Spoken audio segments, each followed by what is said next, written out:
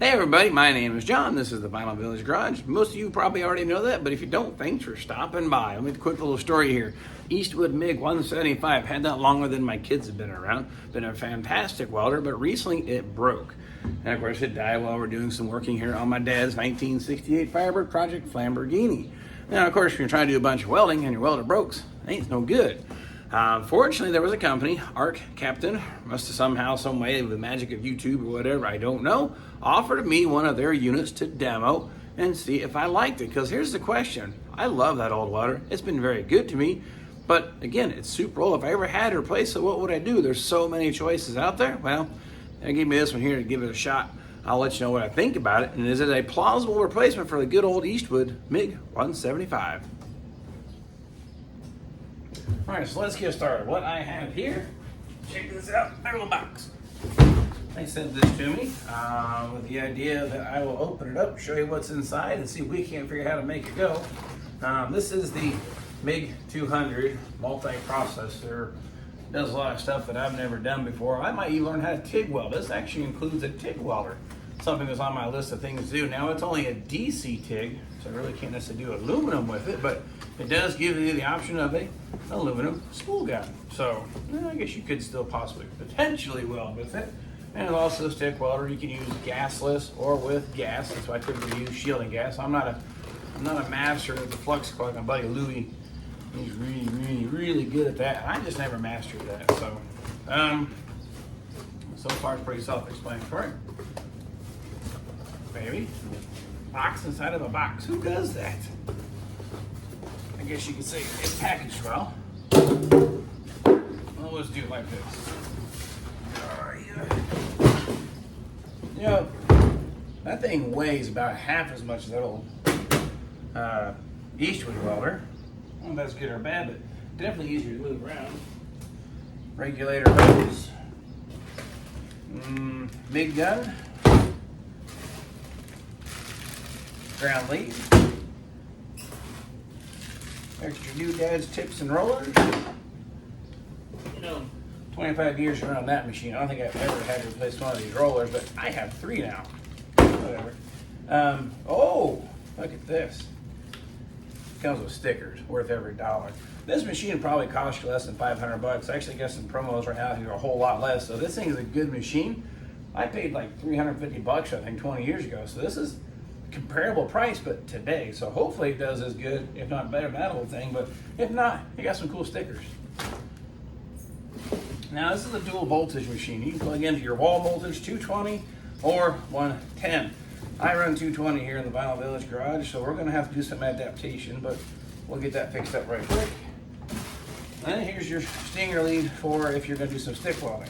I don't have much experience with that. Oh, extra little goodie here on the bottom. So let's get this opened up and get it set up. You know, on second thoughts, before I open it up and see what's going on, this comes with actually a user's manual. It's actually in picture and in English, which is impressive for the most part. Now, this is kind of like a car's owner's manual. There's so much useful information.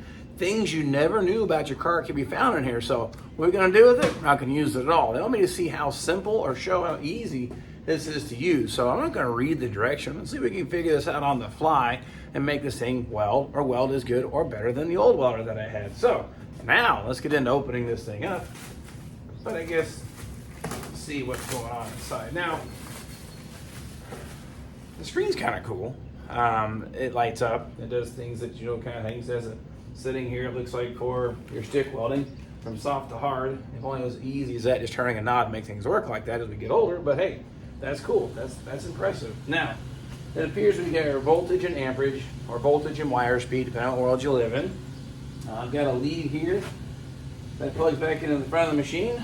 Evidently, I've got the choice of the polarity of what actually comes out of the MiG gun or the torch tip. Now, if I'm doing, as long as I remember this right, gas welding with shielding gas, you want your torch lead to be the positive and the ground be the negative. This is marked with a negative and a little positive symbol. So again, I read picture pretty good. So we're going to probably set up this way because I'm going to use shielding gas. So that works. Somehow this little plastic cover is going to pop off, I hope. Maybe. Nope. All right, that's of there. We're going to need the ground lead. It feels all right. I wouldn't think it's the most expensive thing in the world, but I believe that's a very reasonable length too, so I think that's okay. Locks in. That feels all right. Okay, now the only thing I don't see is a pressure regulator. I don't know how much those are, but that's okay. I got one I'm going to scalp off the old welder. But just FYI, if you get one and want to use a gas welder, probably going to need a regulator. Oh, that's kind of cool. Now on the inside here, we are set up for large spool or small spools, and somehow we can change this out. I don't have the big one. I think it'll run the small spool. If it doesn't run the small spool, we're already in trouble.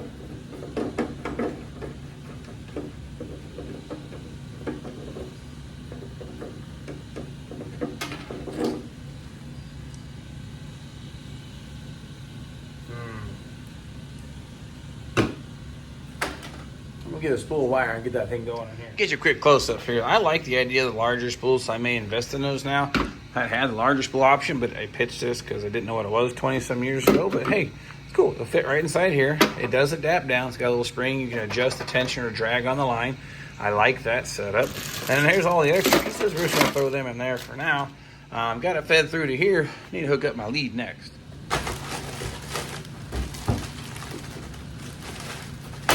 Oops. Oh, a little tip wrench too. That'll go right inside there too. Now, let's find out. Oh, golly.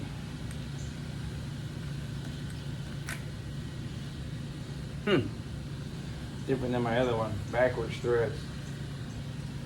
035 tip. Well, we're not going to go that way. That's a little bit. We're going to do 030. So we need to let that go. Let's see. This bag of tricks. Hopefully it comes with an 030 tip. 040? Yikes. Okay. Let's check this bag of tricks. Might have to invest in some more tips here. Let's see. 035. Hey, last but not least, 030. Now, put that in here. Actually, let's leave that out. This being a new machine really shouldn't be an issue, but I like to hand feed the wire through sometimes to check the status or the condition of my liner, because sometimes they'll get kinked or damaged, and you'll feel it when you're trying to push the wire through. It should glide through really smooth, but you know what? This being new doesn't mean it's not doesn't have any problems. So let's just put this in here. This is indexed and clocked and just looks like it screws into place.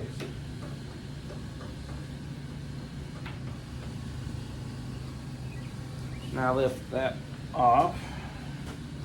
Now let's push the wire through and see if it comes all the way through.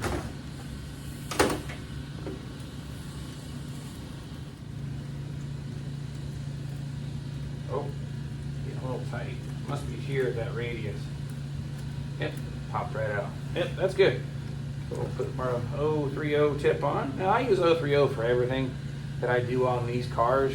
You know, your sheet metal for the outside, and even the 1/8 inch or so for the frames of the cars. It seems to work pretty good. So tip looks good. Trigger feels all right. So let's get some power to this thing. Get my regulator hooked up. See what it'll do. Got it all set. Plugged in my 220. I got my regulator hose hooked on to my tank on the other welder.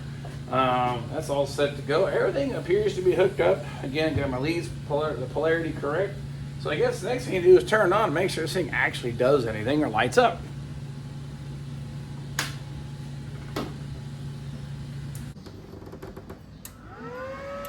Well, the fan kicks on. I guess that works. That's got going for us.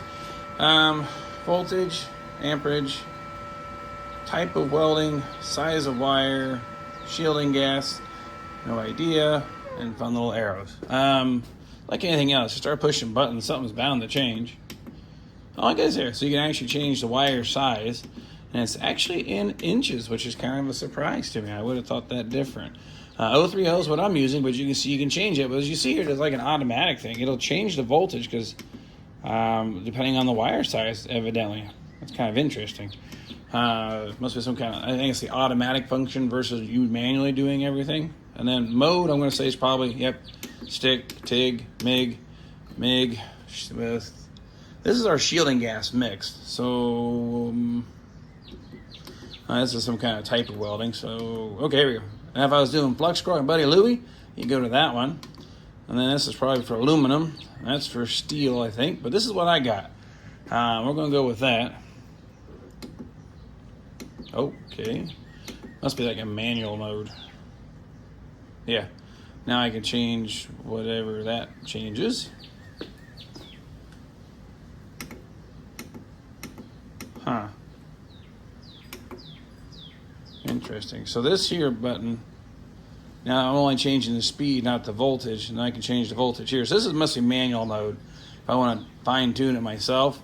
And this here makes it smart. This actually kind of does everything for you, it appears. You set your wire, you set what kind of shielding gas, type of welding you plan to do, and then you kind of, I guess, go from there. You can turn the one knob, and they, let's see, they're both changing here. So as I'm decreasing the wire speed, of course, I can decrease the voltage, but normally they kind of go up to like they go up like in a given ratio, like, as the voltage goes up, speed has to go up because it's going to burn a whole lot more, especially with tiny 030 wire. But that's interesting. So it automatically dials that in for us. So if I change the wire speed, I bet you would change both wire size. It would change those again. Yep, sure does. Huh? How about that? Well, I'm going to go with, I have no idea. My welder has letters A, B, C, D, and some kind of wire speed. That's how I learned to weld for 20 some years. So I'm not really sure where to start, but let's just have some fun. We're going to get some sheet metal, start pretty low voltage and see where we're at, 16 volts, and see how that does. Let it do its thing automatically and see what we can do with some sheet metal. All right, so what I have laid out here, a couple samples we're going to try here. This is about 19 gauges. This is the sheet metal like they're all over the side of the car.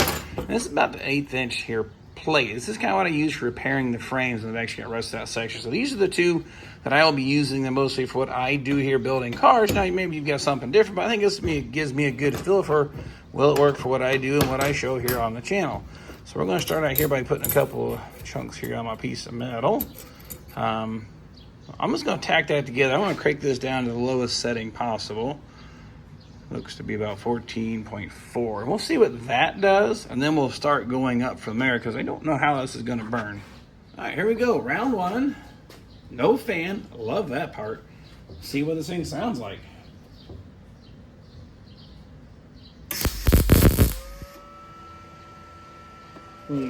Quick little stab. I don't think we're going to have voltage. No, it went all the way through. And that was butted all the way together, no gap. I would typically leave a small gap, but in this case, that burned all the way through. That's the lowest setting it'll go. I'll check this out. My other one, if you touch that lead, it'll actually spark, so I like that too. It don't spark. Okay. It burns all the way through again, so that's good penetration. And very little splatter, so far, like it.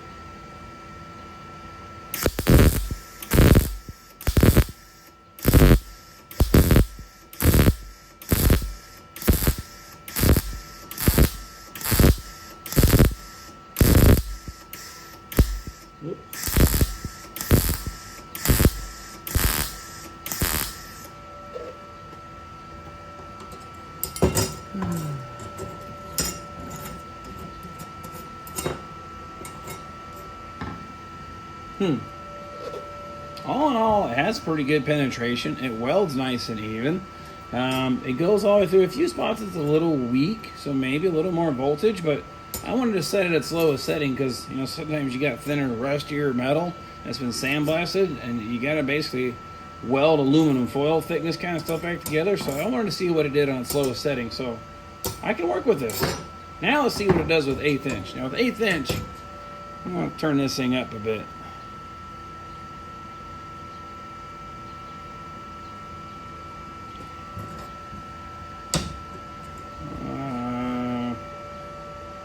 Yeah, I'll do it this way first to see what that looks like.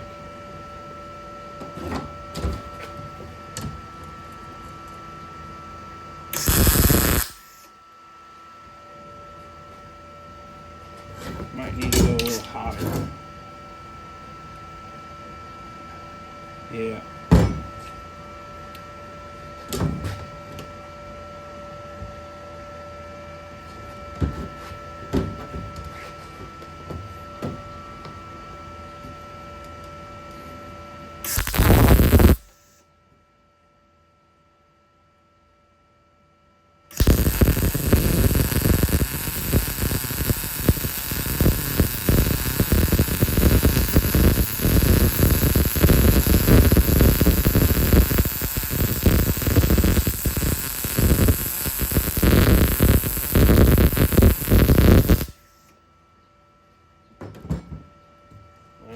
Okay. If I wasn't a professional welder, I might be now. That actually welds pretty good. And that's some of it. I think it needed a little more heat, a little more amperage there. It didn't really go in as far. A little more voltage, I mean. I did poke through here on the backside. It started to burn through on the backside. You can kind of see it. And I'll tell you, that weld's pretty clean. All right, I got one more test I'm going to do before I consider this a replacement for the, park in the old Eastwood. 2 layers of sheet metal, basically duplicating the plug welds that I do here at the old VVG, where you drill a little hole and you weld it just right, and it welds so flat, you really don't got to do any cleanup of the weld besides just cleaning the weld. There's no grinding required. That is as long, of course, as it goes right. So we're going to do that right quick here. We're going to demo my ability to do that. As long as this welder can do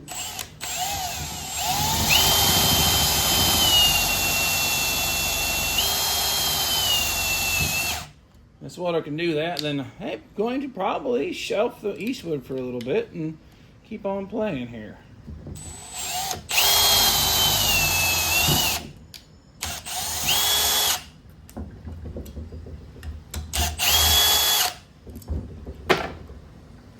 Basically, this is where I put the sheet metal together. It kind of looks where the spot welds are from the factory, but you have no way to spot weld. This seems to work pretty good.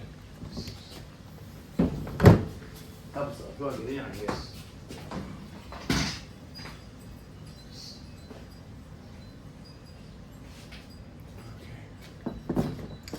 So basically, just drilled an 1/8 inch hole with this number 10 screws. This is a 1/4 inch bit.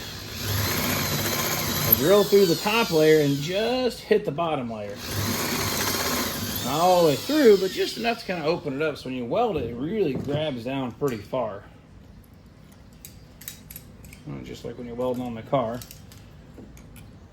There we go. Pull those panels together to be fair. There we go. Do it like that. Well, let's give her hell.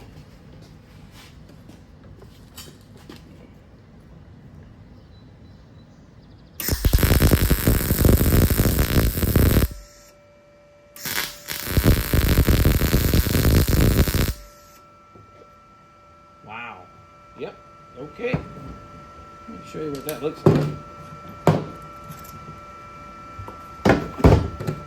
Here's what I'm talking about. If you look at that weld, look at it this way, it's not sticking up at all. It's perfectly flat or slightly countersunk with the surface. Backside, that was originally an 1/8 inch hole, but you can tell it really burned a lot bigger.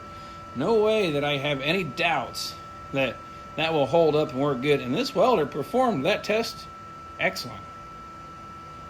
All right, so a few more things I want to show you, and then we'll make the final decision. But I learned something. I actually read the operator's manual, and it shed some more light. In automatic mode, I couldn't get the voltage to go much less than 14.4. That's with automatic mode. But guess what? You hit this button over here, you can actually bring that down lower. So if when I was burning a little warm, I thought, on that sheet metal, I could dial it back. But the automatic setting for 0.030 wire with mixed shielding gas on MIG welded really nice. So it takes a lot of the guesswork out of setting it up. What do I need to do? But if you want some advanced settings, you have that. Now, that's actually pretty awesome. So you don't have, as I said, if you're a new person starting to weld, fantastic machine. It really takes a lot of the guesswork out of it. And also reading the operator's manual, okay, all right. you can actually, this here, like a normal trigger, on and off, hit the button again, you hit the trigger, let off trigger, and it keeps feeding. So you're doing a long, continuous weld, you don't gotta hold the trigger. Next setting down here, oops, this button here, sorry. Little 3 dots, you can actually program it. It cycles, you can hold the trigger, it cycles on, off, on. So if you're doing a bunch of stitch welding or spot welding, you don't gotta keep pulling the trigger. And you can even set up how long the gas comes on before, pre-flow, after flow. There's all kinds of advanced settings if you really want to fine tune everything. But as for a beginner or advanced, this machine actually does it. So I really only have one more thing really left to do, is move the blue off of there and put this on it. I'm going to keep using this until, well, either it lets me down or maybe there's something better out there. But so far, it's going to be pretty tough to beat the MiG 200 here from ARCCAPTAIN.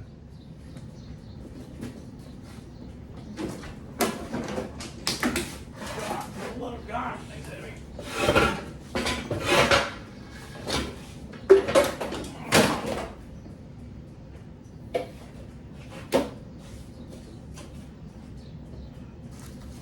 Wow.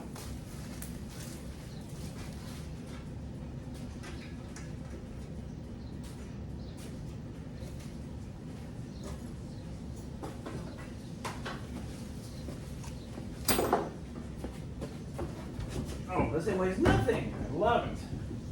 So much better on my back. That makes it official. All right, so there you have it. ARCCAPTAIN MiG 200 multi-processor machine. Imagine it actually has the TIG welding option, and I didn't even scratch the surface of everything that thing can do. I'm not sure if I ever will, but if you're looking for a machine less than $500 that does a lot of cool stuff, super user-friendly, this might work out really nice for you in your garage. Plus, if you check the video link, it'll actually give you a discount on this machine, probably talking about a whole lot less.